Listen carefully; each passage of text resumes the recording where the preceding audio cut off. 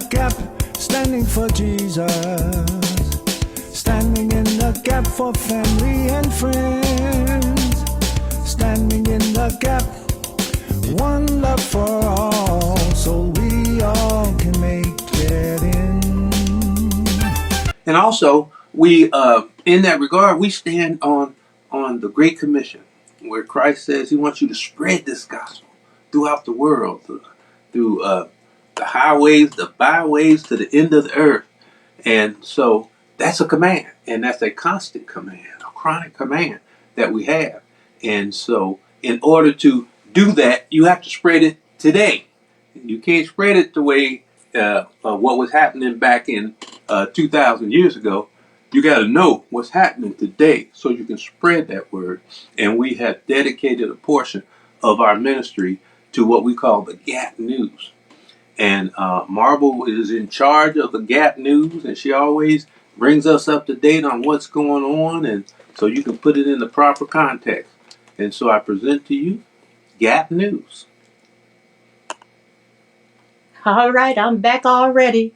So this week we had a new war in Iran. We had horrific war in Ukraine. We had looked like war in Los Angeles. And so I'm like, well, I know that the Constitution doesn't say that the Army or the Marines are supposed to engage in anything with U.S. citizens on U.S. land, but we've gotten a little out of hand here, and so I don't even know what to call this, but I'm going to share it with you. I want to say a few words about the events of the last few days. This past weekend, federal agents conducted large-scale workplace raids in and around Los Angeles. Those raids continue as I speak. California is no stranger to immigration enforcement, but instead of focusing on undocumented immigrants with serious criminal records and people with final deportation orders, a strategy both parties have long supported, this administration is pushing mass deportations, indiscriminately targeting hardworking immigrant families, regardless of their roots or risk. What's happening right now is very different than anything we've seen before. On Saturday morning, when federal agents jumped out of an unmarked van near a Home Depot parking lot, they began grabbing people, a deliberate targeting of a heavily Latino suburb. A similar scene played out when a clothing company was raided downtown. In other actions, a U.S. citizen, 9 months pregnant, was arrested. A 4-year-old girl taken. Families separated. Friends quite literally disappearing.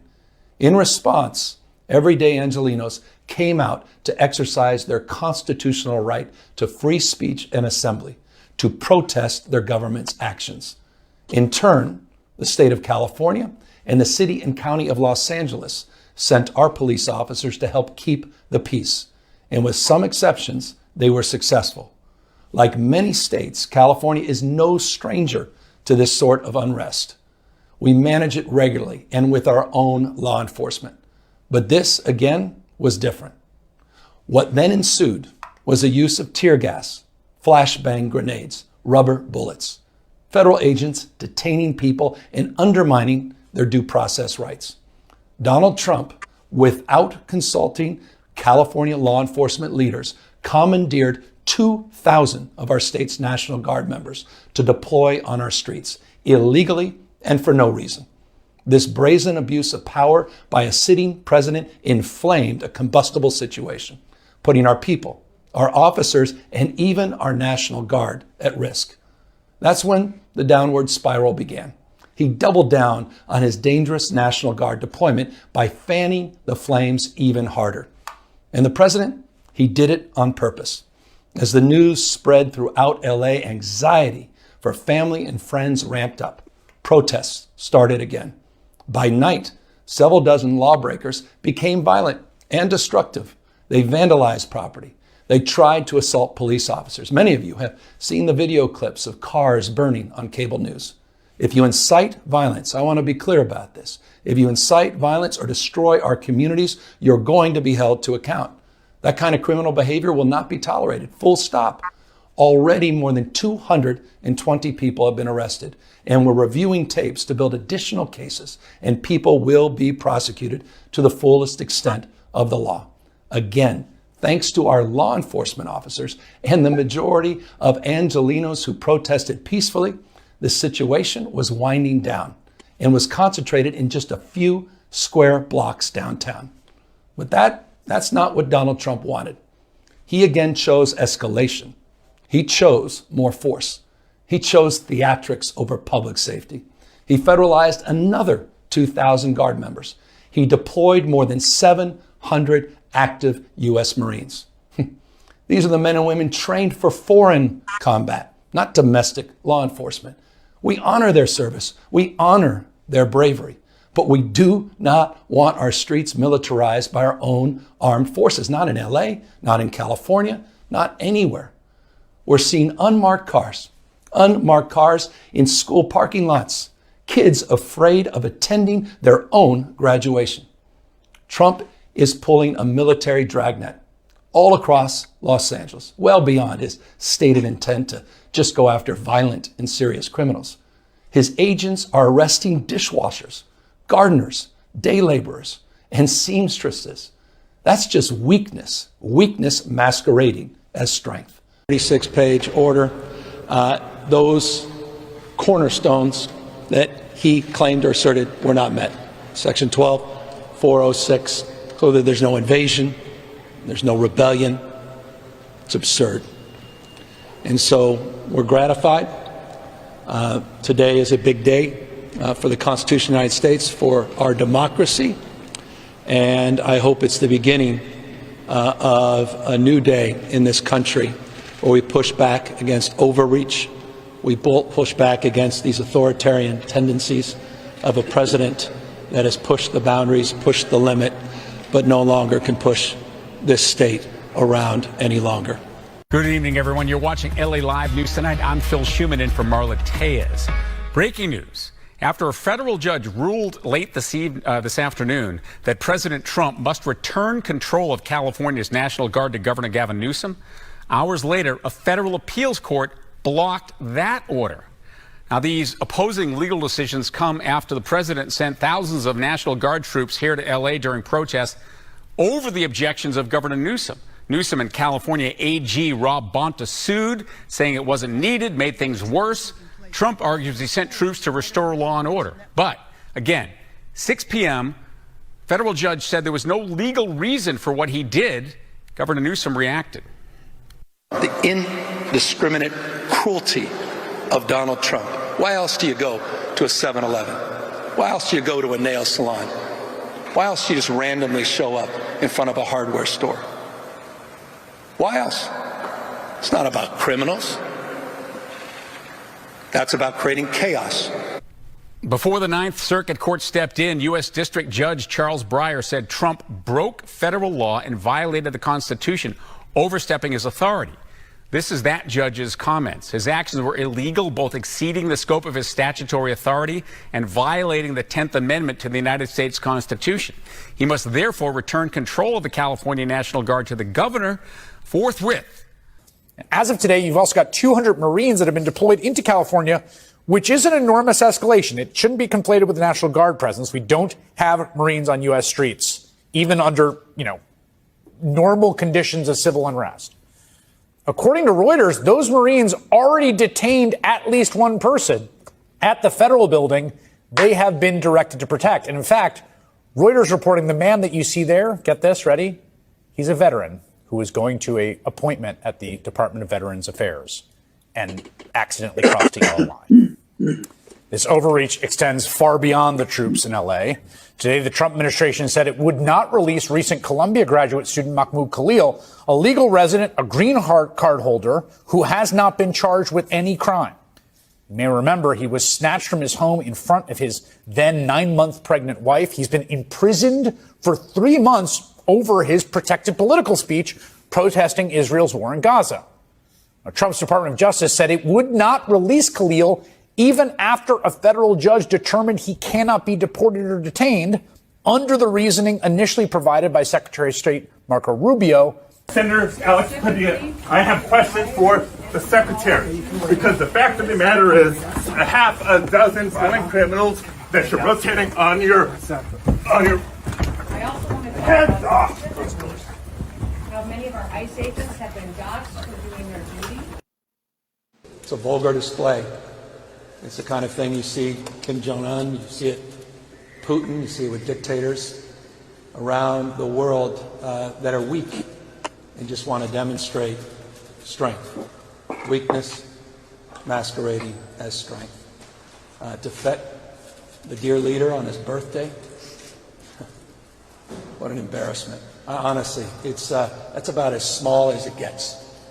How weak do you have to be to commandeer the military to fet you on your birthday in a vulgar display of weakness? That's Donald Trump.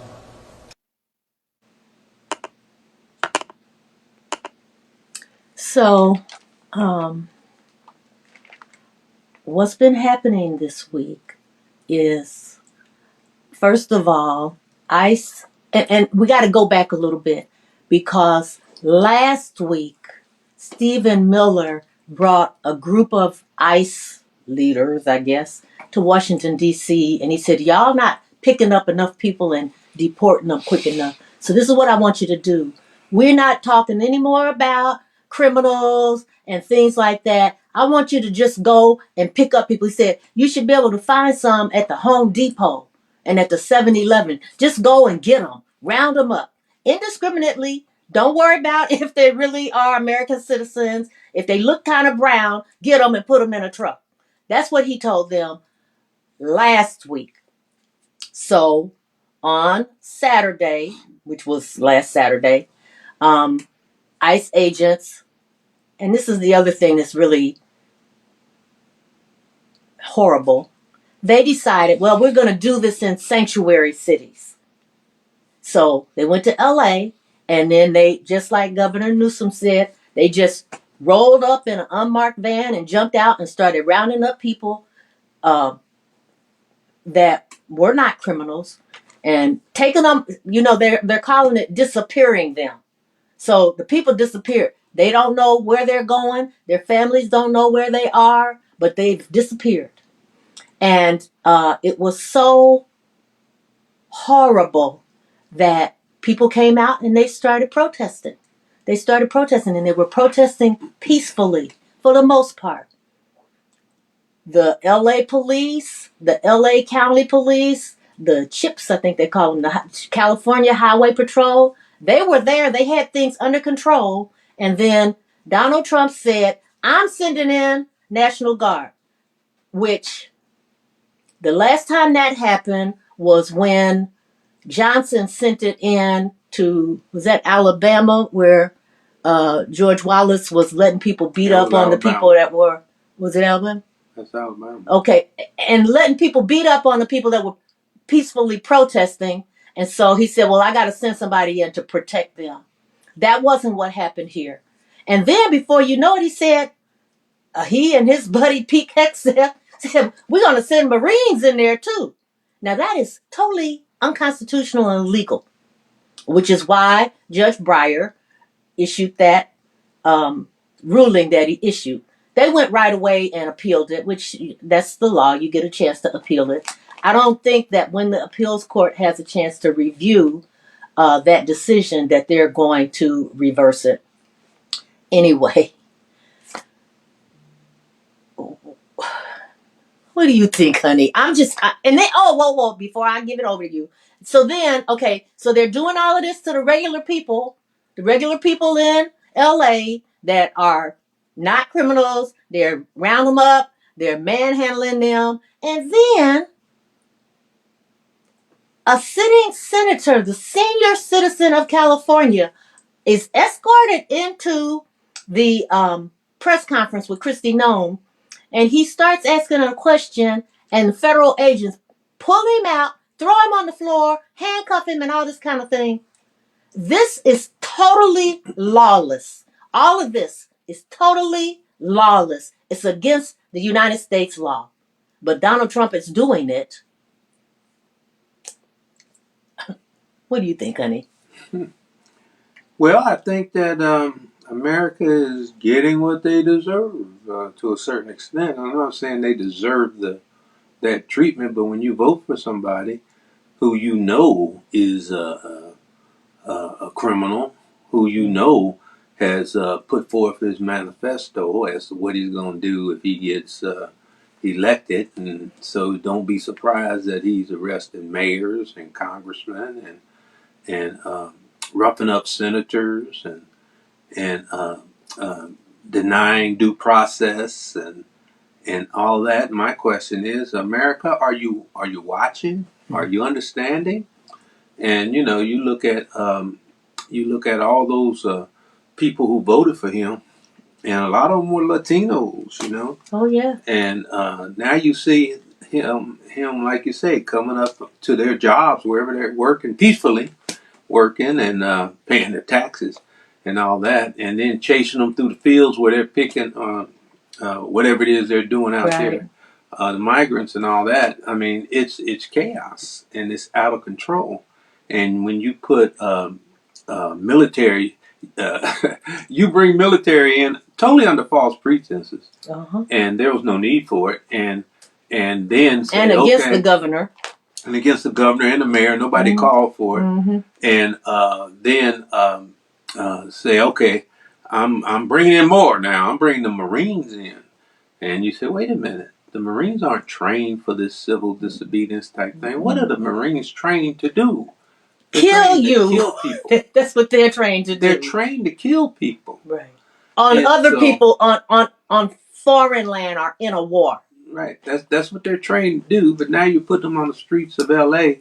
And my question is this: why are you messing with a state? You declare war on a state, especially one of the most powerful and economically powerful states in the union. You and now maybe you can understand not why the Confederate states removed themselves, but I mean, for the same reason, not the same reason, but why they feel sometimes that federal government overextends itself. It's too much. And so we joined this union. We didn't join it to be at war with you. And that's where we're going. That's where we're headed.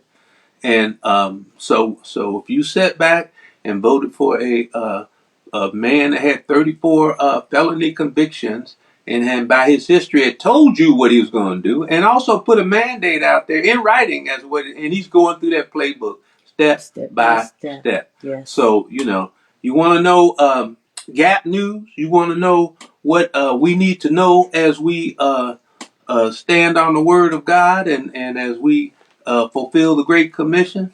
I think Gap News here has shown it to you. And something else about this particular situation. This behavior, these actions, the ignoring federal judge decrees where they didn't let that guy out, the college student, all of this is setting us up so that now this week, all of this happened this week.